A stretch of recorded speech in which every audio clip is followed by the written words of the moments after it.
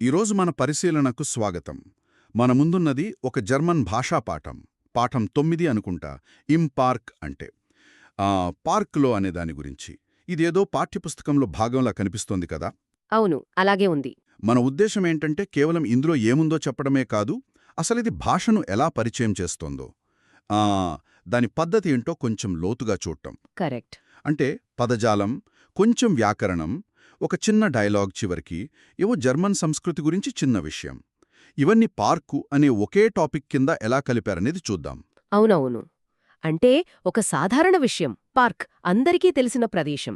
దాన్ని తీసుకుని దాని ద్వారా కొన్ని ముఖ్యమైన భాషా విషయాలు అంటే బేసిక్స్ నేర్పించడం దీని వెనకున్న ఆలోచనలా ఉంది.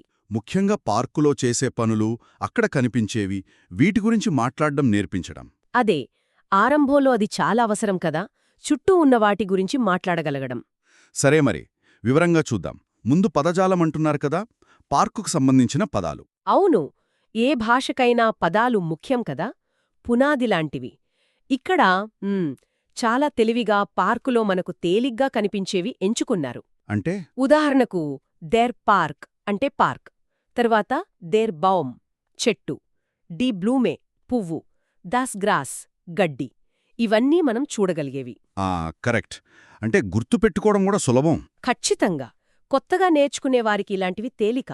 అమూర్తమైన వాటికన్నా ముందే ఇవి పరిచయం చేయడం మంచి పద్ధతి. అలాగే పార్కులో చేసే పనులు కూడా. స్పచీరన్ గేహన్ అంటే నడవడం, జాగ్గెన్ జాగింగ్, స్పీలెన్ ఆడుకోవడం, సిడ్జన్ కూర్చోవడం, ఇవన్నీ కూడా రోజూ చేసే పనులే కదా. అవును, చాలా సాధారణమైన క్రియలు. ఇంకా ది బ్యాంక్ బెంచ్, దస్ ఫారాడా సైకిల్, ఇవన్నీ కలిస్తే ఆ పార్కు వాతావరణం మనసులో ఏర్పడుతుంది. వాటి గురించి మాట్లాడేందుకు కావలసిన పదాలు దొరుకుతాయి. ఓకే, ఈ పదాలు తెలిసాక తర్వాత వ్యాకరణం వైపు వెళుతున్నారు.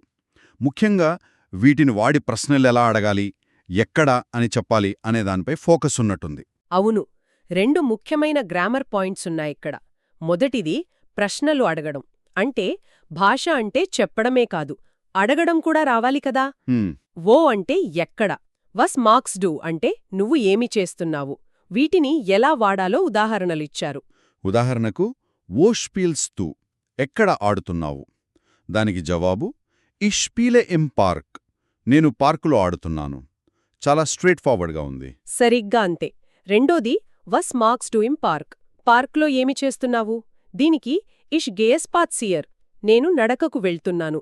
ఇలా ప్రశ్న జవాబులాగా ఇవ్వడం వల్ల ఇందాక నేర్చుకున్న పదాలు వాక్యంలో ఎలా వస్తాయో తెలుస్తుంది. బావుంది.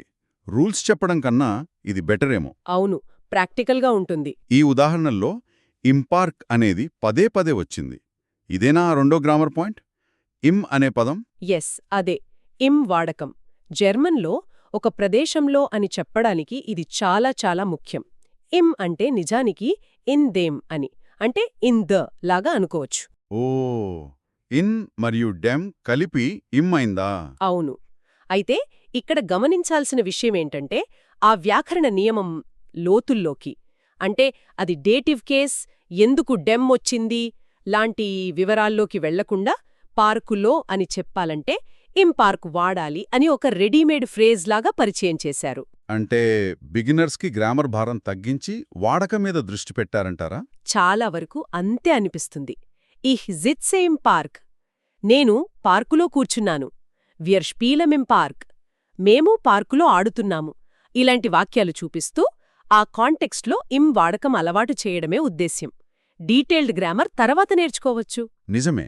కొన్నిసార్లు రూల్స్ కన్నా ఇలా వాడకం ద్వారా నేర్చుకోవడమే ఈజీ. సరే, పదాలు గ్రామర్ తర్వాత ఆ సంభాషణ ఉంది కదా, లీజా థామస్ మధ్య. సంభాషణలు ఇవి చాలా ముఖ్యంలేండి. మనం నేర్చుకున్నవన్నీ నిజంగా ఎలా వాడతారో చూపించడానికి ఇవి బాగా ఉపయోగపడతాయి. ఈ డైలాగ్లో వాళ్ళు పార్కులో ఏం చేస్తున్నారో మాట్లాడుకుంటున్నారు. అవును. థామస్ ఏమో జాగింగ్ చేసి బెంచ్ మీద కూర్చుంటాడు. సిట్సన్ లీసా నడకకు వెళ్లి పువ్వులు చూస్తుందట. ఇవన్నీ మనం ఇందాక చూసిన పదాలే. కరెక్ట్. జాగింగ్, సిట్సన్, బ్యాంక్, స్పసియన్ గేహెన్, బ్లూమా అన్నీ వచ్చాయి. అయితే సంభాషణ అక్కడితో ఆగదు. థామస్ ఆమెను అడుగుతాడు, నువ్వు కూడా ఫుట్బాల్ ఆడతావా అని. స్పీల్స్ టు ఔ ఫుట్బాల్? అవును. దానికామె లేదు, కానీ నేను సైకిల్ తొక్కుతాను అంటుంది. Nein, aber ich fahre Fahrrad. చూసారా, ఇక్కడ స్పీలన్, ఫారన్ అనే క్రియలు కూడా వచ్చాయి. ఇక్కడే సంభాషణ కొంచెం ఆసక్తికరంగా మారుతుంది కదా. అదే అసలు విషయం. థామస్ కూడా ఆదివారం సైకిల్ తొక్కుతానని చెప్పగానే Am Sonntag fahre ich auch Fahrrad im Park. Lisa వెంటనే అయితే కలిసి వెళదాం అంటుంది. Dann fahren wir zusammen. Yes, ఇది చూడండి ఎంత బావుందో. భాష కేవలం ఎవరు ఏం చేస్తున్నారు అని చెప్పడానికే కాదు, ఇలా ఒక ప్లాన్ వేసుకోవడానికి, కలిసి ఏదైనా చేద్దామనుకోవడానికి, అంటే సోషల్ ఇంటరాక్షన్కి ఎలా ఉపయోగపడుతుందో ఈ చిన్న ముక్క చూపిస్తుంది. నిజమే. అంటే కేవలం ఇన్ఫర్మేషన్ ఎక్స్చేంజ్ కాదు, ఒక సోషల్ కనెక్షన్ ఏర్పడుతుంది. ఇది నేర్చుకునే వాళ్లకి తాము నేర్చుకుంటున్నది నిజ జీవితంలో ఉపయోగపడుతోంది అనిపిస్తోంది. ఖచ్చితంగా. ప్రాక్టికాలిటీ, సోషల్ ఆస్పెక్ట్ రెండూ ఉన్నాయి. మరి ఇదంతా బానే ఉంది, కానీ నేర్చుకున్నది గుర్తుండాలి కదా. దానికోసం అభ్యాసాలు, ఎక్సర్సైజెస్ కూడా ఇచ్చారంట. అవి ఎలా ఉన్నాయి? అవును, ప్రాక్టీస్ లేకపోతే ఎలా? ఇక్కడ 2 రకాల ఎక్సర్సైజెస్ కనిపిస్తున్నాయి. ఒకటి లిసనింగ్ రీడింగ్ స్కిల్స్ కోసం కొన్ని వాక్యాలిచ్చి వాటికి సరిపోయే బొమ్మలతో జత చేయమంటున్నారు. ఉదాహరణకు ein Park sitzen Kinder, ein Mann joggt. అంటే పార్క్లో పిల్లలు కూర్చున్నారు, ఒకతను జాకింగ్ చేస్తున్నాడు. ఇలాంటివి. ఇది విన్నది, చదివింది అర్థం చేసుకున్నారో లేదో తెలుస్తుంది. పదాలు, వాక్య నిర్మాణం గుర్తుంటాయి. సరే. రెండోది పేర్ వర్క్, జంటగా చేసే పని. ఇది మాట్లాడటం practice చేయడానికనుకుంటా.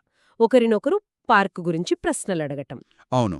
Was machst du im Park? Fährst du Fahrrad? లాంటి ప్రశ్నలడగటం, సమాధానాలు చెప్పటం. దీనివల్ల ప్రశ్నలు, సమాధానాలు రెండూ ప్రాక్టీస్ అవుతాయి.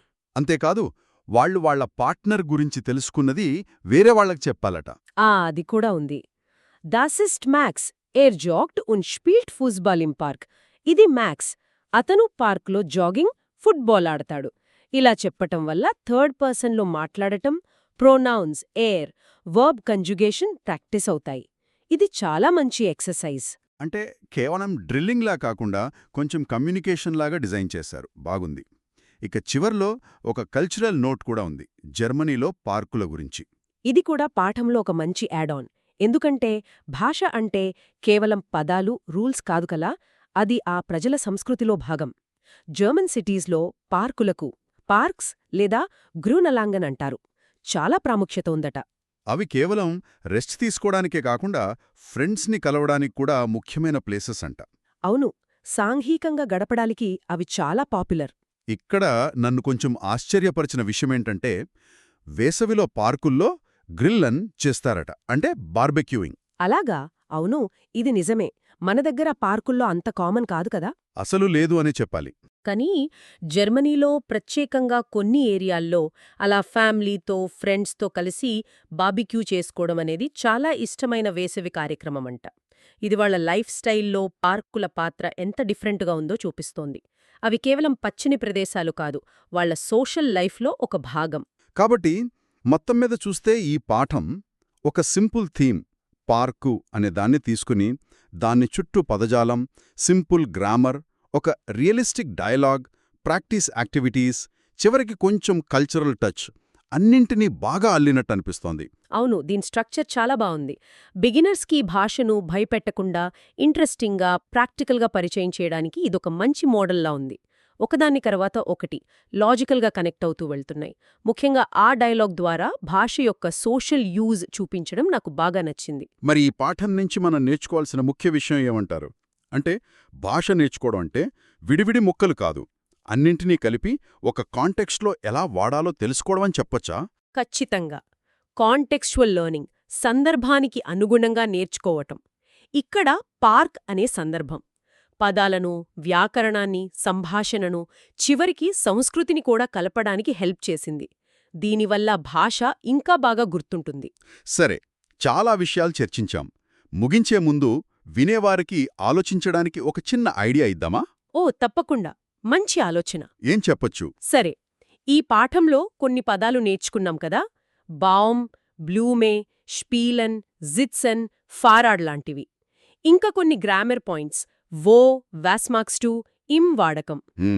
వీటిని ఉపయోగించి శ్రోతలు తమకు తెలిసిన ఏదైనా ఒక ప్రదేశం గురించి, అది పార్కే అవ్వక్కర్లేదు, బీచ్ కావచ్చు, వాళ్ళ ఇంటి దగ్గర ఏదైనా ఖాళీ స్థలం కావచ్చు.